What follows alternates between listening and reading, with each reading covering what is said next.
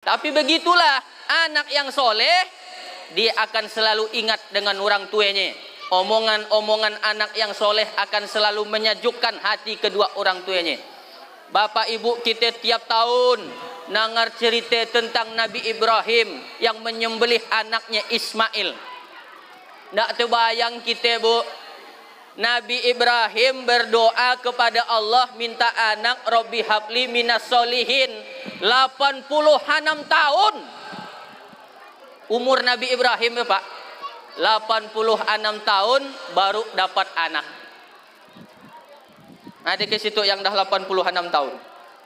Menurut utak kita, dan mungkin orang 86 tahunnya dapat anak lagi.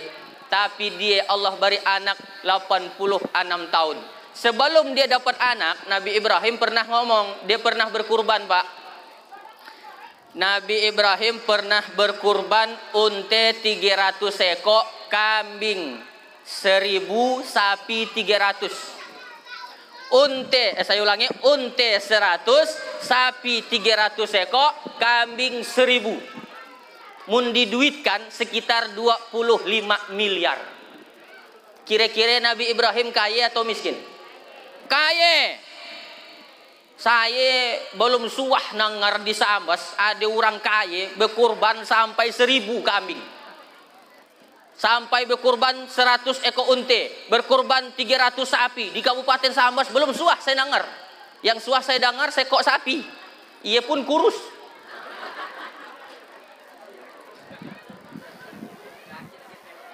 Sakit akhirnya ya. Yang sakit tidak boleh dikorbankan, Pak. Apalagi tadi yang kena penyakit kuku dan mulut. Tapi kalau masih bisa disembuhkan sebelum hari pemotongan, masih boleh dikorbankan. Tapi kalau masih sakit sampai hari pemotongan, tidak boleh dipotong. Karena tidak boleh memotong. Yang mau kita persembahkan itu adalah yang terbaik. Dan memotong hewan, yang bagi yang motong-motong sapi, motong-motong kambing. Apa? Oh, dia juga ceramah. Sampai mana tadi ceritanya ini? Kalau motong kambing, motong sapi, kata Nabi, pertama ansah ladingnya di belakang. Usah nak ngansah lading depan mata kambing. Pucatlah kambing. Satu hari Nabi lewat, ada orang nak motong kambing, Pak. Dikacaknya kakinya, dikacaknya palanya, diansahnya lading depan mata kambing. Nabi lewat, marah Nabi. Apa kata Nabi? Aturidu antu mita au mau ta'atin? Apakah kau akan membuat kambing ini mati berkali-kali? Tidak, wahai Rasulullah. Kenapa? Kalau kau nak motong kambing, usah nak ngansah lading depan mata kambing. Ucatlah kambing ye, belum mati dah diteror. Yang kedua, kalau nak motong kambing, Pak, ini dia. Pastikan darahnya masukkan ke lubang supaya tidak terjadi bau, nanti bau darah dan sebagainya. Karena ada orang yang alergi darah. Nah, ibu bapak, jadi itu kisahnya. Nabi Ibrahim 86 tahun baru dapat anak. Motong unta 300, unta 100, sapi 300, kambing 1000. Malaikat di langit memuji, manusia kagum. Apa kata manusia? Ibrahim, luar biasa kau korban. Unta 100, sapi 300, kambing 1000, luar biasa. Apa kata Nabi Ibrahim? Jangankan unta, jangankan sapi, jangankan kambing. Andai aku punya anak, Allah suruh potong, ku potong. Untuk mendekatkan diri kepada Allah. Ketika itulah keluar ucapan, Pak. Kenapa? Karena waktunya Nabi Ibrahim belum punya anak. Jadi ngomongnya pun nyaman. Sami macam orang kampanye. Orang kampanye kan, saya akan. Bukan nyindir calon balak kampung, bukan. Itu cerita Nabi Ibrahim. Waktu anak masih sian, pun ada anak kalau aku potong. Kalau Allah suruh potong, ku potong. Barang sian anaknya masih. Sekali umur 86 tahun, Allah beri anak bernama Ismail. Berapa umurnya ketika nak dipotong? Ayat hadis nak ada nyebutkan. ayat cuma menyebutkan falamma balagha ma'ahu sa'ya. Ketika itu umur Nabi Ibrahim sudah bisa membantu orang tuanya. Kalau dah bisa nulungi orang tua biasanya sekitar umur 14 tahun, Pak. 12, 13, 14 tahun gaya. Umur Nabi Ismail waktu itu. Disuruh potong oleh Allah. Hari pertama mimpi malam pertama. Ismail, ufi binusrika. Ismail, bayar nazarmu. Nazar apa aku? Dolok ngomong apa ingat kenaan. Jangankan unta, jangankan sapi, jangankan kambing. Anak sekalipun kalau Allah suruh potong, ku potong. Masih ingat ke ngomong dia? Ingat ya saya. Begitu bangun, dia bingung. Itu wahyu atau cuma mimpi? Atau bisikan setan? Kalau bisikan setan, tan jelasinyan. Kalau disuruh potong, tan kelaluan inyan. Anak dah lama diharapkan, Pak. Cuma ina-inaang. Ya mun anak kita ramai tadi ke hati. Anak 10, suruh potong kata Allah. Ku cari yang paling sosok. Yo sosok yo tangkap potong. Itu kan ya anaknya seorang, Naang Seko. Dah lama diharapkan, umur 86 tahun ditambah 14. Maka sekitar umur 90 tahun, sekitar umur 100 tahun Nabi Ibrahim disuruh nyembelih anaknya. Hari pertama mikir-mikir, inyan ke mimpi, inyan ke wahyu. Mikir-mikir bahasa Arabnya tarwiyah. Nah, itulah yang disebut dengan puasa tarwiyah. Tanggal 8 Zulhijjah disunahkan puasa tarwiyah, puasa mikir-mikir namanya. Puasa gausahi, puasa gausahi. Lalu malam kedua mimpi lagi, makin jelas. Ibrahim, bayar nazarmu. Kau kan katanya dolok mau motong anakmu. Hari kedua dari mimpinya Nabi Ibrahim yakin, dah kenal bahwa itu memang perintah Allah. Nganal dalam bahasa Arab disebut dengan Arafah. Arafah disebut dengan hari Arafah, 9 Zulhijjah. Nah, 9 Zulhijjah itulah disebut dengan hari Arafah. Lalu pada 10 Zulhijjah Nabi Ibrahim yakin dia nak melaksanakan, nak motong anaknya. Dia ngomong dengan bininya Siti Hajar. Jadi Nabi Ibrahim nih, Bu. Udah bematian ke be? Saya lupa, kita belum tanda tangan MOU. Itu ceramahnya nak berapa lama? Nyurung pun belum juga. Kita dah dari tadi nunggu makanan tuh. Ibu mau ndak keluarganya macam Nabi Ibrahim? Nabi Ibrahim anak soleh, bini solehah. Mau? Kalau macam macam Fir'aun mau ndak? Fir'aun kafir, bini solehah, Aisyah namanya. Ada lakinya soleh, bininya kafir, Nabi Nuh. Ada bini kafir, laki kafir, Abu Jahal, Abu Lahab. Keluarganya. Ada bini soleh, anak soleh, anak pun soleh, Nabi Ibrahim alaihissalam. Ibu pilih keluarga yang mana? Ibrahim. Tapi ingat, Nabi Ibrahim bininya 2. Mau macam Nabi Ibrahim? Ya tangin mbak. Ada yang nyaut Fir'aun aja Pak Ustadz. Bini pertama Nabi Ibrahim namanya Siti Sarah. Umurnya dah 86 tahun, Pak. 80 tahun umur Nabi Ibrahim. Apa kata bini pertama Siti Sarah? Bang, aku ini dah diponis mandul, tidak bisa melahirkan anak. Kau kan Nabi. Nabi itu harus punya keturunan. Harus ada pewaris penerus kenabian. Kau harus punya anak, Bang. Silakan, Bang. Kudu izinkan kau kawin lagi, Bang. Izinkan, Bang. Nikah aja lah kau, Bang. Itu perempuan yang dah punah, Pak. Si anagi perempuan model gaya kini. Dia pun ngancam. Boleh kau kawin lagi, ya, tapi sebulan 20 juta. Pret.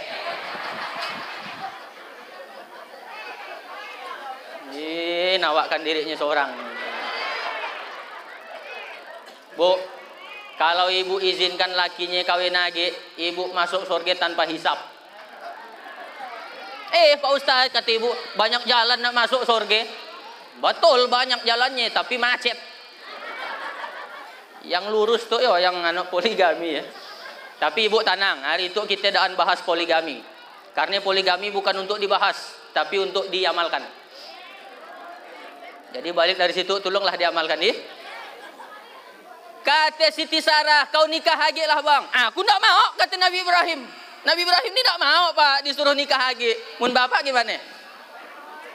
Kurang cepat pak Ustadz. Aku tidak mau, kata Nabi Ibrahim. Kalau dah Allah takdirkan kita tidak punya anak, ya tidak apa-apa. Kita harus ridho dengan takdir Allah. Tidak bang, kita harus ikhtiar. Kita harus usaha, kata Siti Sarah. Kau nikah lagi lah. Karena didasak. Akhirnya, Allah mungkin, kata Nabi Ibrahim. Tapi dengan siapa?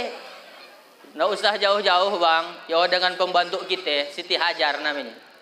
Siti Hajar itu artinya batu. Siti nyonya, Hajar batu. Siti Hajar nyonya batu. Kenapa disebut Hajar? Karena batu ya kan hitam. Siti Hajar tuh termasuk yang kulitnya hitam. Bekas budaknya. Jadi nikahlah dengan nak dari pembantu di rumahnya ya. Namanya Siti Hajar. Nah ini pak namanya kalau bini kita mandul boleh buka cabang. Biasanya buka cabang lebih laris pak. Aduh kata ibu nampaknya itu Ustadz aliran sesat tuh. Saya bukan nyuruh, ngajari. Yang mau ngamalkannya alhamdulillah. Indak pun ndak ajak apa-apa. Ya saya cerita Nabi Ibrahim tuh ya pak.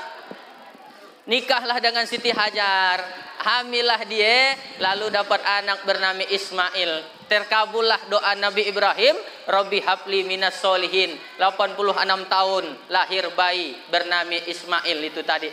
Ismail. Ini bahasa Ibrani. Kabulkanlah Tuhan, Ismail yang dikabulkan Tuhan. Jadi Ismail ya artinya yang dikabulkan Tuhan. Makanya mari anak nama yang ada artinya. Itu kadang asal-asal meri anak nami. Nah, Ismail. Nah, kita potong deh kata.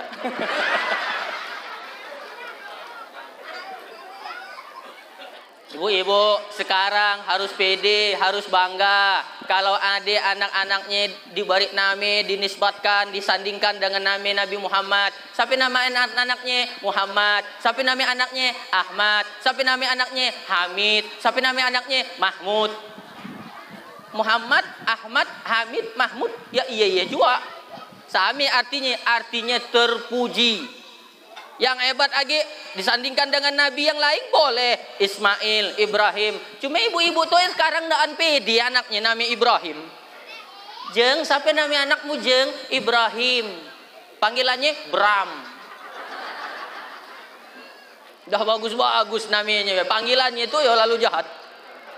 Nama anakmu siapa long? Nama anakku Muhammad Nuh. Panggilannya Noah. Ariel yang bercinta dengan BCL.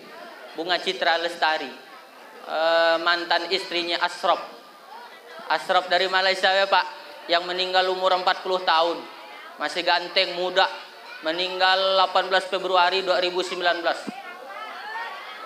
Memang sengaja saya catat, biar ketahuan masa iddahnya ya. Sampai tahu. Jadi banggalah kita diberi anak-anak kita yang namanya disandingkan dengan nama Nabi Muhammad, disandingkan dengan nama Nabi Nuh, disandingkan dengan Asmaul Husna, Abdul Razak, Abdul Wahab, Abdul Fattah. Itu nama-nama yang bagus. Ismail yang dikabulkan oleh Allah Subhanahu wa taala. Ketika umurnya 14 tahun, hari ketiga yakin Nabi Ibrahim bahwa itu adalah perintah Allah. Dia pun ngomong dengan bininya Siti Hajar. Wahai adindaku Siti Hajar. Iya bang. Tolong kau mandi Ismail. Bari dia pakaian yang bagus-bagus. Nak dibawa ke mana bang? Nak dibawa jalan-jalan. Bawa jalan-jalan. Ke mana? Ke mall. Mana ada mall dulu? Nak dibawa ternyata nak disembelih. Tapi sebelum nak dibawa jalan, Nabi Ibrahim dah nanya dengan anaknya, Ya bunayya inni ara fil manami anni asbahuk fanzur maza tara. Wahai anakku, ayah bermimpi disuruh Allah motong tigikmu. Gimana menurutmu? Apa pelajarannya, Pak? Itu pelajaran bagi orang tua. Anak ye usah nak cuma diomongi, tapi diajaki ngomong. Itu nih anak kita kadang-kadang, anak pokoknya nurut omongan orang tua, ajaki dia ngomong. Gimana menurut pendapatmu? Apa kata anak yang soleh? Dengarkan jawaban anak yang soleh ketika nak kanak potong. Ya bunaya inni arafil manami anni asbahu kafanzur mazatara. Wahai anakku, Allah nyuruh ayah nyembelih leher tigikmu. Gimana menurut pendapatmu? Dengarkan jawaban anak yang soleh. Apa kata dia? Ya abati if'al ma tu'maru satajiduni insyaallah minas sabirin. Wahai ayahku yang paling kusayang, laksanakan perintah Allah. Insyaallah engkau akan menemui aku orang yang sabar. Lihat jawaban anak yang soleh. Coba mun jawaban anak yang antu. Nong, ayah mimpi disuruh Allah motong tigikmu. Gimana menurutmu, Nong? Apa jawaban anak yang antu? Ngapain tengah aku? Ayah aja yang dah tua. Aku kan masih muda, kata dia. Nak bercinta, nak berpacaran, nak nonton band. Ayah aja lah yang kada potong. Sakit hati nangar jawaban anak seperti ia. Makanya anak yang soleh ini qurrata a'yun, sajuk dipandang mati. Makanya Nabi Ibrahim minta anak yang soleh. Ibunya ibu-ibu age. Anak sarap bahari, begitu azan berkumandang. Allahu Akbar, Allahu Akbar. Apa kata anaknya? Mak, anong nak ke masjid, nak pagi ngaji, mau Al-Quran, nak sembahyang berjamaah di masjid. Kira-kira sajuk nak hati orang tua. Bayangkan kalau anaknya antu. Balik ke rumah tengah malam jam 1. Mulutnya bau antu, bau setan. Mabuk, rambutnya macam nak durian. Jumpa dengan orang tua bukan assalamualaikum. Apa? Metal. Apa kabar, Mak? Apa ya tanduk setan, Mak? Coba mun anak kita yang soleh, balik dia ke rumah. Assalamualaikum. Ato. Ma, oh iya nong kuda balik. Dari mana nong? Dari ngaji, Mak. Gimana kabar rumah? Alhamdulillah, luar biasa. Allahu Akbar. Umat BKMT, tang tahu kau. Memang kuda ngarkarap iya, Mak. Anak yang soleh selalu nyajuki hati orang tua. Gimana menurutmu, nak? Kata Nabi Ibrahim. Ya, laksanakan perintah Allah. Insya Allah ayah akan mendapati aku orang yang sabar. Tapi ya, kata dia, sebelum ayah potong kalak tigikku, ada 4 permintaanku ya. Apa ya, Nong? 1, tolong tutup mati ayah. Orang tua mana yang sanggup motong anaknya, Pak? Jangan Bapak kira langsung, tuh dia dah perintah Allah langsung ku potong. Dah, Nabi Ibrahim terjadi pergolakan yang luar biasa dalam hatinya. Ku yakin ayah nak kuat melihat aku nanti bersimbah darah ya. Kata Nabi Ismail, tutup mati ayah kalak ketika nyembelih. Oke lah. Yang kedua nanti tolong ikat tanganku dan kakiku ya. Untuk apa? Supaya aku kalak daan ngelanyar kesakitan, daan ngelatap kesakitan. Yang ketiga kalau baju bagas darah itu usah nak dilihatkan ke umat. Kalau umat nak bisa tidur, umat kalau ada nyanyak diduknya melihat darah anaknya. Yang ketiga nanti kalau ada biak kacik yang lewat di situ, usah nak padahkan ke umat, padahkan ke dia ya. Oke, 4 permintaannya. Dibawalah Nabi Ismail. Ngomong-ngomong dah lapar ke? Dari bunyinya tang lapar tuh. Dari yuran dah. Jam berapa dah tuh Pak kasih kakuk kaki saya dah. Udah 1 jam 63 menit. Dah ke Pak? Dah ke? Tapi hebat panitia, saya ceramah dah disiapkannya kursi. Tinggal saya nak duduki atau indak nak nyagi. Begitulah saya beda dengan calon kepala desa, beda dengan caleg. Kalau caleg Pak Kades harus mengeluarkan duit ratusan juta baru dapat segi kursi. Saya ceramah aja dah dapat kursi. Nanti ya aku bawa balik ya. Oke lah, dibawa Nabi Ibrahim, saya teruskan sedikit, nanti kesimpulannya apa, nanti baru kita simpulkan.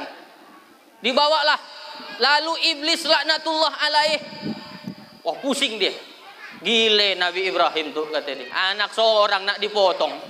Mun seluruh manusia kalah imannya macam nak Nabi Ibrahim, sapi neraka itu. Oh, nak boleh kualihkan, nak boleh kualihkan tuh.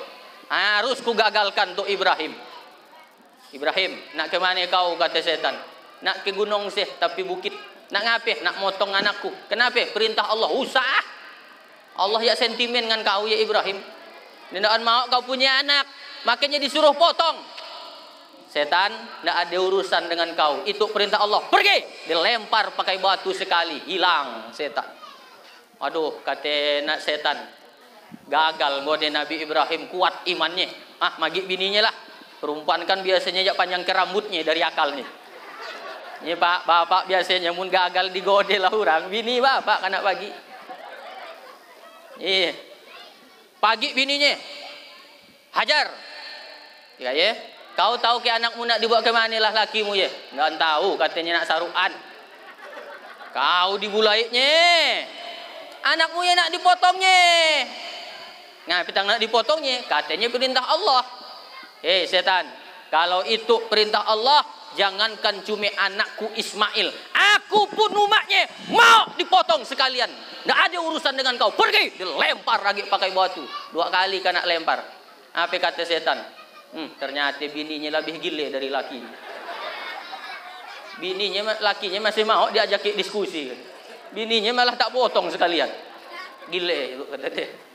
Gagal ngode laki, gagal ngode bini, anaknya lagi. Biar kacik tuh kata dia, gampang lah ngodenya. Diberi bahpal lah mau tuh Masih ada main pal biar kini. Si anak lagi. Iya, dah main game online nembak musuh yang daan mati-mati. Kita main ke rumahnya bukan didulikannya. Dolok saya ge kacik main ke rumah waktu saya ge kacik ade Pak Labai Pak Haji kepala desa main ke rumah biar tidur tengah hari dibangunkanlah umat nong bangun ade Pak Labai Pak Haji main salaman cium tangan. Tidur tengah hari kan nak bangunkan cuma nak salaman. Itu anak saya nomor 5, itu bang lungnya, ayah kak lungnya. Geye dolok orang tua yang ngajari anak. Biar kini main game. Saya dah jadi ustad, main ke rumah biak. Apa kata ayahnya? Nong, ada Ustaz Atoli main. No. Salaman no. Salaman bantar Nah. Saya disuruh nyium tangannya. Terlalu. Ya dah. Begitu dah nyampai, itulah yang nanti yang jadi simbol pelaksanaan ibadah haji. Lempar jumroh namanya. Jumroh akobah, jumroh wusta. Sampai 3 kali lempar jumroh. Lalu begitu dah dibaringkan Nabi Ismail dan siap lading dengan sangat tajam, digorokkan ke leher Nabi Ismail. Nggak makan ladingnya. Gorok sekali aja ya. Gorok. Nggak makan ladingnya. Tumpul kalau ya. Coba tibakan ke batu. Tak. Tebalah batu. Tapi ke leher ketiga Nabi Ibrahim nggak mau. Lading ngajak nggak mau nak makan leher Nabi. Bayangkan itu. Oh ya, kata Nabi Ismail, coba buka ikatan tangan dengan kakiku. Kenapa? Khawatir Allah nanti nganggap saya dan ridho dengan ketentuannya. Lapaskan ya, lapaskan Pak ikatan kaki dengan ikatan tangannya. Begitu dah nak diiris, Allah perintahkan Allah perintahkan malaikat Jibril alaihissalam ganti dengan seekor kambing kibas. Ismail selamat, yang dipotong adalah seekor kambing. Dipanggil seluruh malaikat oleh Allah. Hei malaikat, ya, coba perhatikan nih perbuatan anak manusia Ibrahim dan Ismail. Dolok ketika aku nak nyiptakan manusia kita protes, mereka akan menimbulkan pertumpahan darah. Lihat, Ibrahim dan anaknya membuktikan keimanannya kepadaku. Seluruh malaikat di langit semuanya bertakbir. Allahu Akbar, Allahu Akbar, Allahu Akbar, Allahu Akbar. Dijawab oleh Nabi Ibrahim, La ilaha illallah wallahu akbar. Dijawab oleh Nabi Ismail, Allahu Akbar walillahil hamd. Baru tahu bapak iya gasaknya sejarahnya iya. Iya asal mulanya Pak. Apa artinya Bu, Pak? Kalau kita punya anak yang soleh, omongannya nyajukan hati, kelakuannya nyajukan hati, begitulah. Maka yang paling kita harapkan setelah kita mati adalah memiliki anak yang soleh dan solehah. Mudah-mudahan anak bapak ibu soleh dan solehah semuanya. Tapi syaratnya kita juga harus soleh dengan orang tua kita. Kalau ibu bapak mau nanti didoakanlah anak, sekarang harus mendoakan orang tuanya. Jangan cuma ngundang band, undanglah ustadz juga. Band kami undang, oke, yang penting bagus penyanyinya. Saya mun karena undang acara band mau ke Pak Ustadz datang, mau, tapi saya pasan nih yang tuan rumah, artisnya sana rok pendek. Soalnya yang nonton di bawah aki, beliur-liur di nonton.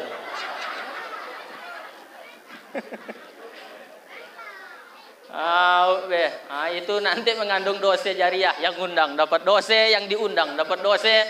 Jadi pakailah artis tuh yang sopan, yang nutupi aurat terutama. Ini perlu untuk anak-anak kita. Kenapa ibu bapak? Karena kita selaku anak pasti banyak jasa orang tua dengan kita, betul? Kita di situ kan sebenarnya lahir dari orang tua.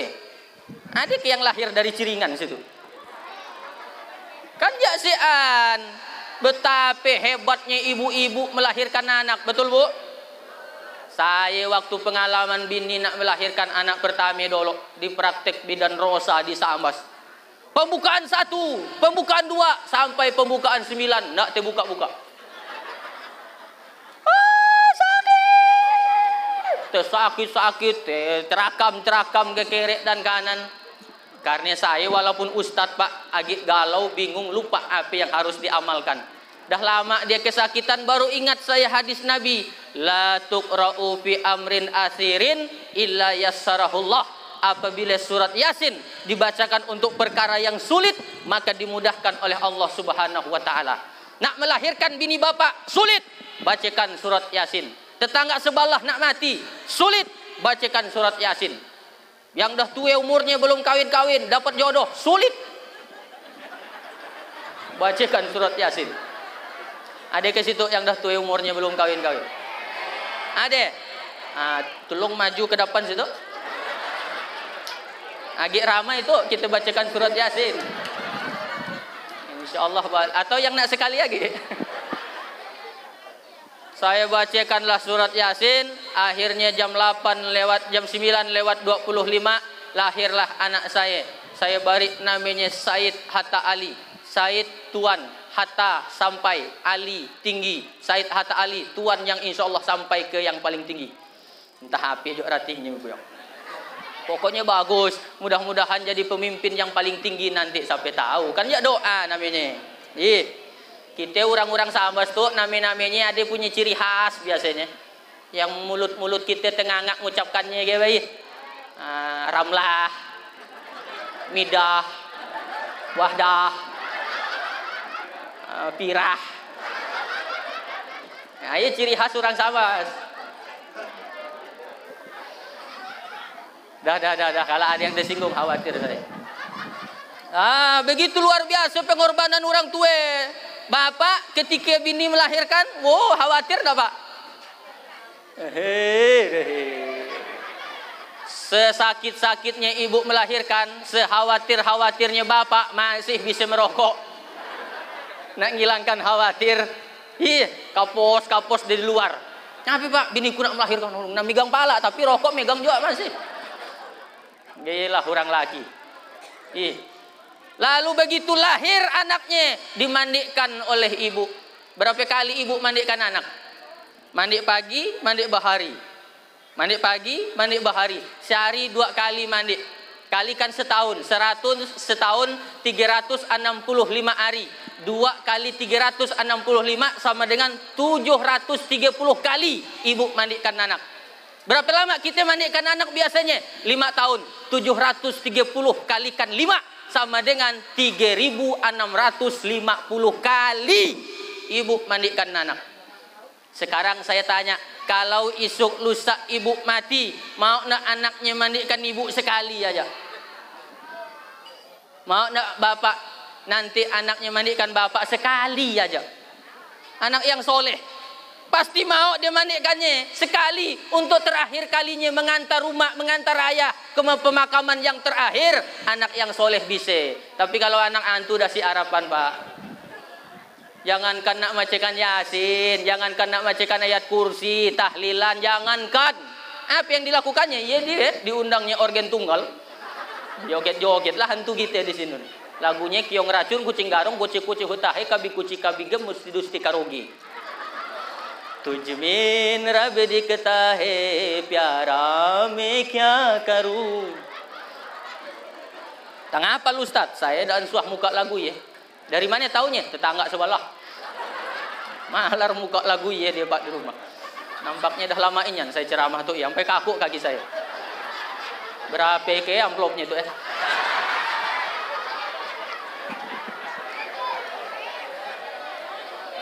Dah. Saya pikirkan ponga, ya ponga.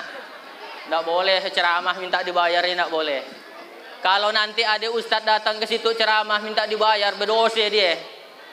Tapi lebih berdosa lagi ngundang ustadz dan bayar.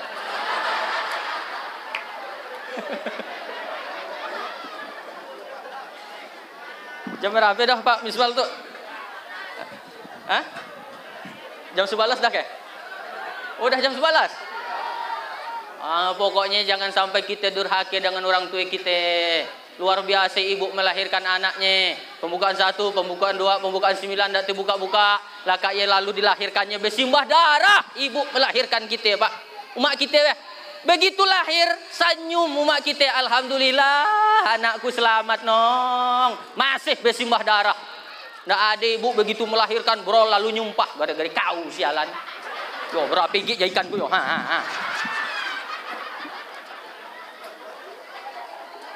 Mudah cerita orang tua sadih kita Pak. Pengorbanannya luar biasa orang tua. Bersimbah darah. Masih disyukurinya kita. Dimandikannya sehari 2 kali. Lah kayak ditimang-timang lah ibu. Ditimang lah kak dimandikan ditimang. Apa timangannya? Anak sapi, anak sapi. Anak sapi, anak sapi. Anak sapi, anak sapi. Saking sakitnya melahirkan sampai lupa dia iya anaknya Pak. Anak sapi aja. Laki anakmu ya. Ya Allah, sadih makanya anak biar gimana pun hebatnya Pak. Kita ni orang anak biar bagaimanapun hebatnya, biar nak kau sekolah sampai S3, biar kau disambut ustad, biar tiap Jumat kau khotbah, ceramah ke mana-mana, disambutlah orang, dihormatilah orang, kada salami, kada cium tanganmu, banyak rupanya kau beramal. Tapi satu dosamu, durhaka kau dengan kedua orang tuamu, seluruh amalmu ditolak mantak-mantak di hadapan Allah Subhanahu wa taala. Ceramahmu nagih lapar gitu di Pak.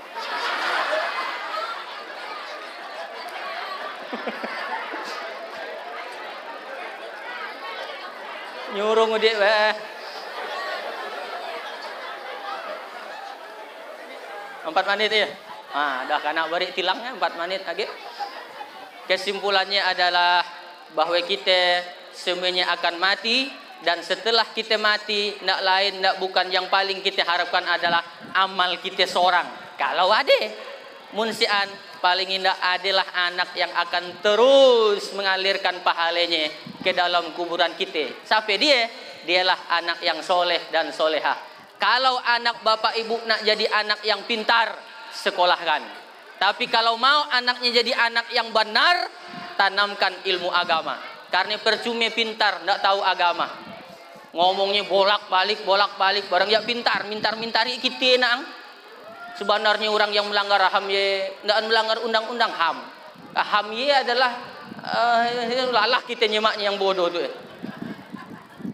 Mudah-mudahan anak ibu, anak bapak, anak saya, anak kita semuanya menjadi anak yang soleh dan solehah. Tapi didukung, bukan cuma didoakan, diikhtiarkan, diusahakan. Nong ngaji kau ke ibu ya nongi, ada ke guru ngaji situ. Belajarnya ngaji, balik motivasi didorong. Itu ibu-ibu, bapak-bapak kadang-kadang ya agak munafik, minta maafnya saya ngomong. Anak sekolah diantar, baju baru, sepatu baru, topi baru. Tapi giliran anak pagi ngaji, Quran buruknya pun akan diganti.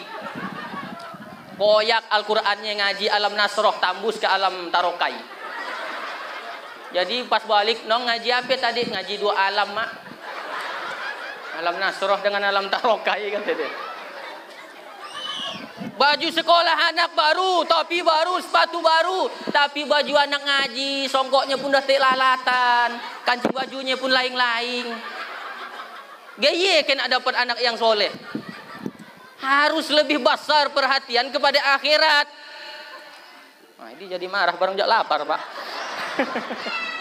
Dah lahir minta maafnya. Pokoknya intinya ya. Kalau anak nak pintar, sekolahkan tinggi-tinggi. Tapi kalau anak nak benar, tanamkan ilmu agama dan motivasi dari sekarang sebagai orang tua. Kalau tidak, nyasal setelah mati tidak akan ada agak gunanya. Nah, itulah sebenarnya inti ceramahnya tentang bersunat, tentang anak. Salah satu bukti orang tua sayang dengan anak, disunatnya anaknya. Karena tanggung jawab orang tua. Ibu iya, Bu, dahlah. Kalau ada jarum yang patah, jangan disimpan di dalam peti. Kalau ada kata-kata saya yang salah, usah nak melapor lagi ke polisi. Kalau ibu membuat walimah, usah nak lupa menyiapkan ramak. Dari sekian banyak tempat saya ceramah, rasanya itulah yang paling lama. Aduh Siti Aisyah mandi di kali rambutnya basah. Saya ucapkan selamat berpisah. InsyaAllah jumpa lagi di lain kisah. Ibu kalau ada omongan saya yang menyinggung perasaan, tidak cocok, tidak berkenan di hati, saya mohon dibukakan pintu maaf yang sebesar-besarnya. Mau ke Bapak Ibu maafkan saya? Dah laka.